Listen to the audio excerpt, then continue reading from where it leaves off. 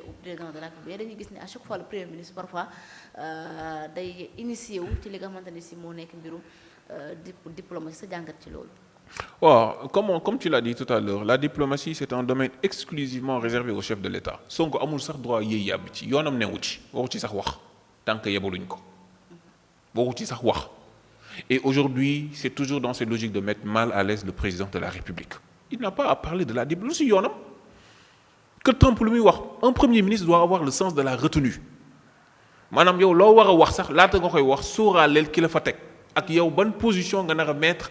les investisseurs parce que bu ñu fàtte ne tey États-Unis quel que soit Alpha c'est lui qui a le maître mot bu ñu fàtte ne tout récemment au Sénégal dafa rejoindre lii di OPEP les pays exportateurs de pétrole kan moo fa yor maître mot bi kan mooy bum di du États-Unis ak Arabie Saoudite tey jii bu ñu fàtte ne que Sénégal il est en mal ak FMI ak Banque mondiale kan moo fay bum di du États-Unis tey jii bu ñuy attaquer directement ki nga xamante ne mooy Donald Trump mais c'est sûr et certain qu'il peut riposter et il peut riposter de manière très intelligente mooy li ñuy woowee l'intelligence économique parce que tout simplement instruments yi nga xamante ne ñoom ñooy financer par exemple les investissements mun na ko geler wala mu retarder ko mun na aussi tilimal relation au Sénégal ak diplomatie yu yenn dëkk yi ba xamal leen ne carrément que yéen de bu ngeen jàppalee Sénégal man dootuma jëflanteeg yéen donc loolu lépp mu nekk ay incidents yoo xamante ne mën na répercuter wu ci ñun Sénégal ak kàddu yi nga xam ne moom la Ousmane Sonko wax man xaw ma ndax am na ku koy conseil wala déet waaye Ousmane a ngoogu Ousmane daal amee na Sénégal waaw Ousmane bu jugee ci dette cachée mu ngi ci Donald Trump bu jugee ci Donald Trump mu ngi ci Diomaye bu jugee ci Diomaye mu ngi ci Mimi bu jugee ci Mimi mu ngi ci Abdou koo xam ne daal yow xuloo nga ak ñëpp Wolof Njaay nee na nag ku xuloo ak ñëpp jàppal nekk sikk nga. d'accord mais parmi li nga xam moo nekk sorties yu fasantikoo yi mbi de parfois voire même day xaw a virulente xaw a doy waar mais est-ce que sa sortie ba c'est pas une volonté manifeste de saboter le mandat wala. bon saboter le mandat c'est trop dire niru na ko nag niru na ko mais saboter le mandat c'est trop dire bon dama ne aussi que lekkuma ci cere bi dama ciy xëpp ñeex mais xam naa ne dama ciy xëpp suuf du moins mais xam naa ne que même buñ tilimalul mandat wu Diomaye Faye li ñu gën a metti mooy que attaque yi nga xamante ne moo jëm ci Diomaye ci Pastef lu jóge te loolu mooy li ñu gën a ñaawlu moom yi nga xamante ne ci ñoom la bokk xam nga sax bu doon ci opposition bi lay jóge ñu mën a wax parce que opposition bi dañuy dal Diomaye ñoom Pastef duñ défendre Diomaye mais dafa mel ni en fait que voilà Diomaye dañ ko bàyyi voilà et ça s'est ressenti on a senti qu'il n'y a plus de soutien de Pastef à Diomaye moo tax foofu nag président de la République dafa war a jël ay matuwaayam responsabilité bi ñu mot sëkk bi ci tàmbali mooy dàq Ousmane Sonko moi ça je le dis partout. mais kenn xamul lu muy xaar en fait le président. waaw non mais daax non mooy li ma la wax xam nga wax naa la léegi coow li nga xam ne mun na am bu crise politique ñëw fekkee crise institutionnelle. waaw mais matuwaayam bi mu war a njëkk jël mooy daax Ousmane Sonko. ba pare doo parce que bu fekkente ne Ousmane Sonko fas yéenewul démissionner pour le mettre à l'aise moom président de la République mu jël ay responsabilités am. daax Ousmane Sonko du mujj fenn. ok waaw même dëkk bi bon certes danañ am coow et cetera voilà nga raxas nag parce que doo ko dàq rek yem ci da ngay raxas nettoyer ministre yeeg DG yi nga xamante ne seen lamine lañ yor nekk ci réseaux sociaux yi di wax yooyu yëpp nga nettoyer ñëw teg fi nag ay borom xam-xam des gens qui sont compétents qui sont calés qui ont un vécu un background un passé et puis voilà quoi bu fekkente ne amu ko na ñëw tibb si think tank bi nga xamante ne maître Ting mu ngi koy jiite et mooy profité aussi di ko encourager di ko xamal ne que il a tout mon soutien face à cette histoire de Serigne Saliou Gueye bi nga xamante ne day nelaw di sos di wax lu ko neex et cetera. ah oui là aussi c'est grave maître Ting. waaw mais lépp dina leer parce que aussi tey jii dañoo toll foo xamante ne Sénégal weesu nañ fooy enalee doomu aadama xëy rek di ko sosal wala di ko wax lu neex parce que man sëñ Saliou Gueye mbetteel bi ma gën a am ci moom bi mu toogee Sénégal 7 lendemain bi yaa Moussa invité na ko Sénégal 7 maa ngi dégg mu naan fii lay toog di attaquer Pastef di wax lu ko neex et cetera lui c'est un journaliste ou bien c'est un défenseur de Pastef. c'est la grande question. ah voilà maintenant nag bu fekkente ne c'est un journaliste est-ce que déontologie gam may na ko mu wax loo xamante ne wóoru ko wala bu fekkente ne c'est un défenseur de Pastef est-ce que pour les beaux yeux du roi jaral na ko muy diffamer doomu aadama mais quel que soit Alpha bon la plainte est déjà déposée à la SU et je pense qu'il y aura une suite par rapport à ça et c'est sûr et certain que danañ ko traiter ba mu jënteel ça c'est sûr. mais sa jàpp nga dem parce que sëñ Saliou Gueye ñu bëree bëri xëy na bind leen seen une ñu porte plainte en fait day dem wuyu ji mujjul fenn. waaw mais bii danañ xam ndax dana mujj fenn wala déet bii moom sax na si ñi mu daan porter plainte du ñu ay avocat waaye ko oui bi wex na xàtt bii. soxna si bii dina wex xàtt ci moom. vous pensez que ni dina je ne crois pas. dina mujj fen waaw bon peut-être ak yow éléments yi nga xam ak information yi ma xam mais daal xam naa si ne bii dina ko wex de bii. laa ilaaha illallah dina ko wex xàtt. bii du yooyu. bii moom dina ko wex xàtt te bii moom collège avocat yi ma dégg ñuy waaj a constitué wu ay gars yu saf-saf. bii moom xaw ma ban sosal ak benn fenal la de waaye bii moom nga baal ma ci kàddu si li ma wax sa waaye de vraiment bii dina ko wex xàtt non Sénégal il faut ñu bàyyi di sosal gor yi quoi c'est-à-dire que ku ñu gis sa ndey liggéey ñu jàppale sàcckat wala fenkat wala voilà ñu étiqueté la foo xam ne woo fa àgg ngeen baal ma ci kàddu c'est-à-dire que il faut qu'on arrête quoi mentalité bi Pastef def si Sénégalais yi il faut que ñu changer tuuti quoi. tout à fait waaw ku am alal koo xamante ne yow ba dara newulee dara yaa ngi góorgóorlu débrouillé wu ba yàlla may la nga am benn dayoo foo jaar ñu jàpp ne que yow sàcc nga quoi. pour lan fu ñu ko teg. xëy na bind ci un journaux yi. xëy titré ko ba pare nag après fan la ñuy mujj même bu kii maa ñu ne baal ma alors que le mal est déjà fait.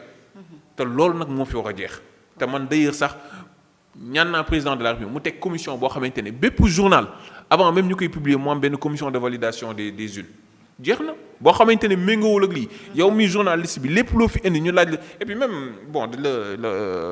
je pense que même la révision du code de la presse est en cours te loolu lépp danañ ko gën a mën a leeral ba nga xamante ne champ d'application bi danañ ko restreindre et que journalistes yi aussi dootuñ xëy di def lu leen neex. Non. Voilà donc loolu la yaakaar en fait. xëy na tënn li des gens comme ça. Je l'espère bien. C'est pas du tout joli c'est pas du tout joli. Je l'espère bien. ñu terminé ak li nga xam ne moo nekk crise énergétique bi maître Bamba Cissé moo ko xamle. di wax ni justement pour ça que il y a une possible hausse dans les prochains jours mu nekk loo nga xamante ni si. day mel ne day xaw a tiital Sénégalais alors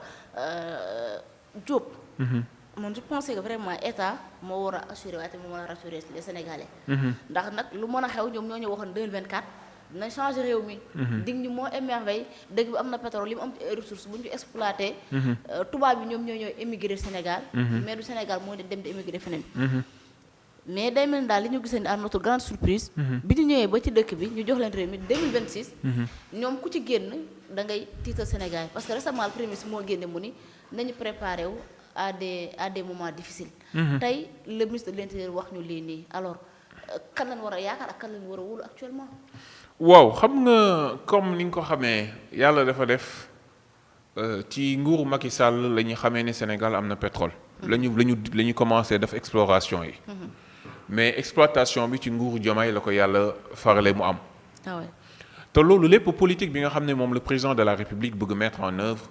mooy politique de souveraineté énergétique. parce que jàpp na ne que moom ci wàllu boppam. que énergie moo war a nekk catalyseur ou impulsion suñu économie. tout à fait ci loolu. ñoom ay jéego yu bëri yoo xam ne ñu ngi ko ciy def ndaxte tout récemment dégg nga ne contrat yu bëri dañ ko renégocier muy contrat pétrolier contrat minier ak yooyu daanaka lu toll presque ci ñaar fukk ak juróom-ñaari contrat yoo xam ne yëpp danañ ko saytuwaat ak benn commission bu ñu fas yéenee tëgg ginnaaw ndogalu président de la République bi mu jëloon ci ñaari fan ak juróom-benn ci weeru mars bii ñu weesu ci conseil des ministres. bu ñu jógee ci loolu par exemple nga gis par exemple beneen fànn boo xamante ne am na maanaam bloc yenn contrat bloc yoo nga xamante ne dañ ko résilier yu mel ni que ñu récupéré muy Kayar offshore ak Saint-Louis offshore mooy ñaari bloc yoo xamante ne donc dañ ko récupérer pour mën ko saytuwaat di retirer permis yooyu ngir ngir gën a mën a ñoŋal li nga xam ne mooy exploitation bi ñu fa war a mën a am. beneen bi aussi ci gis-gis ak ingénierie président de la République moom président mu jàpp ne que par exemple que bloc pétrolier bu Sangomar ni nga xamante ne noonu la yaatoo Sangomar ci boobu ni nga xamante ne noonu la yaatoo moom jàpp na kat duñ jël Sangomar jox ko benn entreprise boo xamante ne day exploiter pétrole di def lu ko neex dañ koy jël def ko ay bloc yu ndaw a ndaw segg ko dagg ko nga xamante ne képp ku bëgg investir am nga mën-mën am nga capacité bi ñoom it aussi ñu jox la sa wàll bu ko defee nga mën a exploiter nga mën a jox loolu non seulement day réduire risques yi nga xamante ne ay retard mën na ko jur mais aussi incapacité financière aussi mën na ko jur mais aussi day tax bu fekkente ne benn bloc bi taxaw na yeneen bloc yi aussi mën a continuer donc di mën a di liggéey donc loolu aussi lu am solo la mu am aussi beneen fànn boo xamante ne bëgg naa ko ci wax loo xamante ne président indi na ko ci wàllub énergie dina aussi mën a booster li ñuy woowee le climat des affaires ndaxte grâce au moyen ak politique énergétique bi président de la République taxawal d'ailleurs ci mën naa la wax ne weer wala fan yu néew wala ay weer yu néew incha allah am nañ ci yaakaar dana am ay révisions yu am solo yu ñu fas yéene def ci code minier code des impôts code des investissements. donc ñu mën a réviser aussi suñuy loi suñuy texte ba nga xamante ne non seulement dana mën a assouplir mesures yi ñu mën a jël pour que yow mi fas yéene jël sa alal investir ko Sénégal nga mën ko investir te doo ci am benn loraange ëllëg bu fekkente ne li nga ci doon séntu amuloo ko ci. donc loolu aussi dafa am solo nga xam ne loo xam ne président liggéey na ko ci waaye it ci li nga mujjee wax léegi li ministre bi wax au-delà effet d'annonce bi maanaam Sénégal nekk dëkk bu résilient face à ce choc pétrolier parce que dina metti bu ñu fàtte ne que dañ fi am ardoise 1000 milliards yoo xamante ne dañ ko war di fay ci suñu pétrole loolu dina tax li ñu waroon mën a jëriñoo ci suñu pétrole ak gaz bi ba nga xamante ne dinañ ko mën a ressentir dans les ménages donte président def na ci jéego yu bëri ak gis nga njëgu courant bi nga xamante ne wàññeeku na te sénégalais yu bëri sax dégguma leen ba léegi ñu manifester ci te loolu aussi jaroon aussi ñu jaajëfal parce que saa yu ñu yokkee ñu yuuxu mais bu ñu wàññee duñu wax dara donc daf ci am solo aussi bu ñu wàññee sénégalais aussi mën a rafetlu wàññi gi président wàññi njëgu courant gi donc pour te dire ardoise boobu tax na déjà li nga xamante ne ñun Sénégal moom la ñu waroon investir suñu bopp comme par exemple saa su nekk ëllëgee ñuy jël lu ñu génnee ci suuf ci pétrole bi jéggaani ko jaay ko ngir mën a fay suñu bor tey jii dafa amoon solo luñ ci génnee ñu am loo xam ne dinañ ko mën a jëriñoo ñun suñu biir mën ko raffiner mën ko jox li nga xamante ne moom la askan bi soxla rawatina ménage yi donc loolu aussi défi la boo xamante ne tey jii président ak stratégie am replacé nañ ko dans le cadre donc de la résilience pour ce qui est donc du choc international avec donc ce problème donc de pétrole léegi nag li nga xamante ne nag moom moo ñu wax te d'ailleurs moom lañ commencé def mooy déjà comme que coow am na guerre am na au niveau de l'Iran gis nañ ni que man yu bëri yi nga xamante ne moo defoon pétrole ci àdduna bi yu mel ni ki nekk dans les Émirats arabes yu mel ni ki nekk Arabie saoudite yu bëri attaqué nañ ko donc ça veut dire que raréfaction dina am ci pétrole moo tax njëg bi yokku comme que njëg bi dafay yokk te dafa nar am ay répercussions ci Sénégal tey bu fekkente ne dama la doon jaay par exemple jën di la ko jaayee téeméer xëy subateel yow jën googu ma lay jaayee téeméer yaa ngi dem di ko jaayee par exemple 700 francs maanaam yaa ngi koy jaayee ñaari téeméer ma xëy subateel jën tuuru xam nga bu jën tuuroo au lieu ma la ko doon jaayee téeméer mun naa la ko jaayee 300 mais ma gis ne que yow ma la koy jaayee 300 yaa ngi koy dem di jaayee ñaari téeméer ba léegi donc jot na ma woo la nga ñëw ñu waxtaan man xamal la carrément que jën gi nga xamante ne moom laa la doon jaayee téeméer bu fekkente ne dama la koy jaayee 300 nga konni di ko jaayee ñaari téeméer balaa caag man ma dem jaay ko directement ñaari téeméer loolu moo indi renégociation contrat pétrolier yi moo tax d'ailleurs ñoom ñu fas yéene waxtaanaat encore ci lu jëm ci pétrole bi léegi nag ci loolu Sénégal nag am ci ay stratégie mooy ne lan li ñu fi jot a am ci stock ñu sécuriser ko de manière très stratégique mais aussi renforcer ko de manière très dynamique loolu benn la beneen bi mooy ñu fexe ba aussi di surveiller évolution pétrole marché pétrolier yi ci àdduna bi yëpp ci ñi nga xamante ne noonu la baril bi di yéegee di wàccee mais aussi yan pays aussi ñoo mën a nekk concurrent au Sénégal di jaar ci suuf di jaay aussi suñu ay partenaires wala ñoo xamante ne mënoon nañ ñëw en termes d'attractivité jëndee ko Sénégal mais ñuy jéegaane di dem feneen aussi di ko jënd donc beneen bi nga xamante ne moom moo ci mujj aussi mooy aussi ñu mën a diversifier suñuy source d'approvisionnement mu bañ a nekk ci tout simplement pour le fuel mu bañ a nekk ci pétrole brut bi kese mais aussi ñu mën a jël par exemple ce qu'on appelle la politique donc du mix énergétique maanaam mu bañ a yekk ci pétrole ak gaz mais aussi ñu jëm par exemple dans le solaire wala dans l'éolienne pour mën a renforcer suñu production énergétique pour que Sénégal gën a mën a am taxawaay li askan bi soxla ci wàllum courant wala wàllum dundin ci gaz ak lépp luy essence carburant ñu mën leen ko jox te pourtant duñ yokk njëg bi mais dañuy continuer di maintenir prix bi sauf que nag malheureusement ak li ma la wax bor bi nga xamante ne moom la fi suñu mbokk waa APR yi bàyyil loolu tax na ni ñu bëggoon di maintenir wàññiku bi du mën a am donc moo tax gis nga même fan yi déjà yaa ngi dégg ne coowulum taxe bi nga xamante ne gars yi war nañ ko fay ci carburant bi mais aussi ak jéego yu bëri yoo xam ne président mu ngi koy def rawatina bëgg dooleel lii di société africaine de raffinage pour que aussi pétrole bi ñuy jël muy génn suñu suuf laata ñu koy jox bitim réew di ko jaay ñun aussi ñu mën ci am wàllu boo xam ne dinañ ko raffiner moo mën a des Sénégal donc mën nañ la wax ne donc de manière générale vraiment dëgg la metti na fépp mais jaaraama président de la République mu ngi def kéemtalaay kàttanam te boolewu ci wax. mais il faut trouver des solutions pour génne Sénégal nag ci coono bi. waaw mu ngi ci xam nga du mën a nekk lu gaaw. parce que tey jii mooy li ma wax léegi nee naa la ku sa kër di tàkk di nga tal leneen lu dul àtte xeex yow mi tey bu la te ñaan naa yàlla nga xëy suba teel am sa maison de la presse. boo moomal sa bopp. boo ñëwee hérité par exemple Seneweb. ñu jox la Seneweb ngay directrice su Seneweb nga ñëw fekk fa benn ardoise u 30 milliards. soxna si je pense que li nga mën a def mooy déjà conserver emploi yi fa nekk. nga xool ci employé ñi nga xamante ne par exemple que seen contrat day waaj a jeex tu es obligé libérer leen. parce que mënoo continuer di leen téye alors que yaa ngi war a fay bor.